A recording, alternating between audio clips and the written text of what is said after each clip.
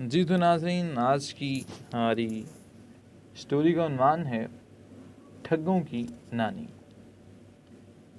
ایک بڑھیا تھی، وہ بڑھیا اپنا سارا گہنا پہن کر کہیں جا رہی تھی۔ گہنا کیا تھا؟ یہی کانوں میں جھمکے تھے، باہوں میں کنگن تھے اور گلے میں ہار تھا، مگر یہ سارے زیور تھے سونے کے۔ بیچاری بڑھیا کے پیچھے دو ٹھگ لگ گئے۔ دونوں بڑے چال باز، مکار اور عیار تھے۔ دونوں آپس میں گہرے دوست تھے۔ دونوں چاہتے تھے کہ بڑھیا سے سارے کا سارا زیور ہتھیا لیں، لیکن بڑھیا نے بھی اپنے بال دھوپ میں سفید نہیں کیے تھے۔ وہ ٹھگ تو تھے ہی، یہ بڑھیا ان کی بھی نانی تھی۔ ایک ٹھگ نے آگے بڑھ کر الیک سلیک کے بعد پوچھا کہ بڑی اماں کہاں جا رہی ہو؟ بیٹا شہر جا رہی ہوں، بڑھیا نے جواب دیا۔ تو پھر خوب ساتھ ہوا۔ بڑی اماں ہم بھی تو شہر ہی جا رہے ہیں، دوسرا ٹھگ بولا۔ ہاں بیٹا اچھا ہو گیا، بڑھیا نے کہا۔ تھوڑی دیر دور چلنے کے بعد ایک ٹھگ بولا، بڑی اماں کوئی کہانی ہی سناؤ جس سے سفر کی دکان معلوم نہ ہو اور وقت بھی جلد کٹ جائے۔ بیٹا میں بھلا کون سی کہانی سناؤں، تم ہی کچھ کہو۔ ہم سنائیں، دوسرا ٹھگ بولا، مگر اماں ایک شرط ہے، وہ یہ کہ اگر تم نے ہماری کہانی کو جھوٹ کہا تو ہم تمہارے کنگن اتار لیں گے۔ بڑھیا نے ان کی یہ شرط مان لی اور ایک ٹھگ کہانی سنانے لگا۔ بڑی اماں ہماری ایک گائے تھی، بڑی خوبصورت، موٹی موٹی آنکھیں تھیں اس کی، لمبے لمبے کان تھے، دودھ اتنا دیتی تھی کہ ہم دھوتے دھوتے تھک جاتے تھے، لیکن پھر بھی دودھ ختم نہ ہوتا تھا۔ اس میں خاص بات یہ تھی کہ اگر ہم اس کے داہنے سینگ پر بیٹھ جاتے تو مغرب پہنچ جاتے، جب بائیں پر بیٹھتے تو مشرق میں آ جاتے۔ پاکستان بننے پر جب ہم قافلے کے ساتھ پاکستان آ رہے تھے تو ہم پر فسادیوں نے حملہ کر دیا۔ ایک سنسناتی ہوئی گولی آئی اور ہماری گائے کو لگی، جس سے بیچاری وہیں ڈھیر ہو گئی۔ بڑا افسوس ہوا۔ بڑھیا نے افسوس ظاہر کرتے ہوئے کہا، بڑی اماں اب تم کچھ سناؤ۔ ٹھگ نے تیر نشانے پر نہ لگتے دیکھ کر کہا، میں سناؤں؟ بڑھیا نے کہا، اگر تم نے میری بات کو غلط جانا تو تمہیں 100 روپیہ دینا پڑے گا۔ ٹھگوں نے کہا، ہمیں منظور ہے۔ تو پھر سنو بیٹو، جب میری شادی ہوئی تو میرے والد نے ایک بیل بھی مجھے جہیز میں دیا۔ بڑا اچھا بیل تھا، کسی کو کچھ نہیں کہتا تھا۔ ایک دفعہ یوں ہی باہر کھیت میں کوئی دوسرا بیل اس سے لڑ پڑا۔ ایسا لڑا کہ ہمارے بیل کے ماتھے پر اچھا خاصا زخم ہو گیا۔ ہم نے بتیرے علاج کرائے لیکن زخم نہ بھر سکا۔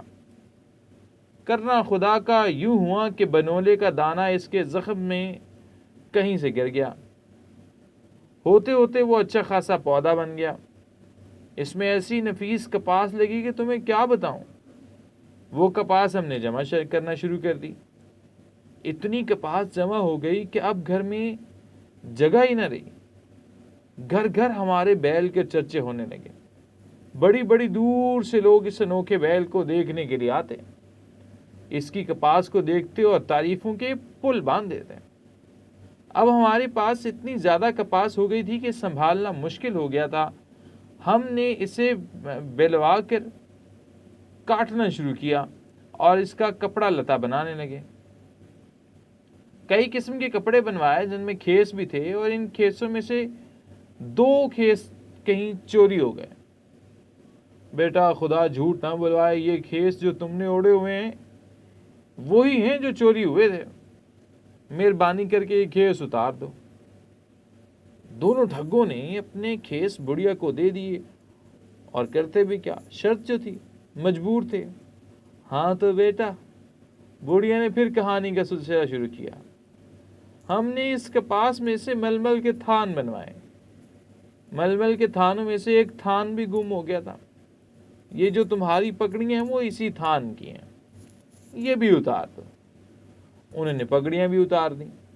نہ اتارتے تو شرط کے مطابق 100 روپیہ دینا پڑتا۔ اب شہر نزدیک ہی تھا۔ ایک ٹھگ بولا، بڑی اماں بڑی بھوک لگ رہی ہے۔ اچھا بیٹا، شہر آیا ہی سمجھو، مجھے اپنے کنگن بیچنے ہیں، کنگن بیچنے اور پھر آرام سے کسی جگہ بیٹھ کر کھانا کھائیں گے۔ وہ خاموش ہو گئے اور سوچنے لگے کہ بڑھیا کنگن بیچ کے پھر کوئی داؤ چلائیں گے۔ بڑھیا کے ساتھ چلتے ہوئے اپنی دماغی سڑکوں پر تدبیروں کے گھوڑے دوڑانے لگے۔ اب وہ شہر پہنچ گئے تھے۔ ہر طرف خوب چہل پہل تھی، کھوئے سے کھوا چلتا ہے۔ بڑھیا نے اپنے کنگن اتار لی اور ان سے کہنے لگی، بیٹا سونار کی دکان آ گئی ہے، تم یہاں بیٹھو، میں اپنے کنگن بیچ لوں۔ وہ سونار کی دکان کے قریب ہی بیٹھ گئے اور بڑھیا سونار کی دکان پر پہنچ گئی۔ کیا چاہیے اماں تمہیں؟ سونار نے پوچھا۔ میں اپنے 2 نوکر بیچنا چاہتی ہوں، وہ سامنے بیٹھے ہیں باہر۔ نوکروں کی تو ہمیں بہت ضرورت ہے۔ سونار نے کہا، بولو اماں کیا قیمت ہے ان دونوں کی؟ 300 روپے۔ بڑھیا نے کہا، اور بات 200 روپے پر طے ہو گئی۔ میں نوکروں سے پوچھ لوں ان میں سے ایک بکنا چاہتا ہے یا دونوں؟ بڑھیا نے کہا اور پھر بلند آواز سے پوچھنے لگی کہ بیٹا ایک بیچوں یا دونوں؟ ادھر سے جواب ملا، اماں دونوں بیچ دو، دونوں۔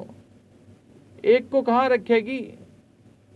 بڑھیا نے 200 روپے میں دونوں ٹھگوں کو سونار کے ہاتھ بھیج دیا اور ان کے پاس آ کر کہنے لگی، بیٹا تم یہیں بیٹھو، میں کھانا لے کر آتی ہوں۔ کچھ مٹھائی بھی لیتی ہیں نا اماں؟ دونوں نے کہا، اور بڑھیا اچھی بات کہہ کر 9 2 11 ہو گئی۔ تھوڑی دیر بعد سونار نے انہیں بلایا اور دڑیاں جھاڑنے کا حکم دیا تو ان کو حقیقت معلوم ہوئی اور انہوں نے کہا، ارے وہ تو ہماری بھی نانی نکلی، ہم تو ٹھگ تھے، ٹھگوں کی بھی نانی نکلی۔ تو یہ تھی جناب ہماری شارٹ سٹوری۔ کیسی لگی آپ کو؟ چینل سبسکرائب کریں۔ آج سے ہی علیم خاری۔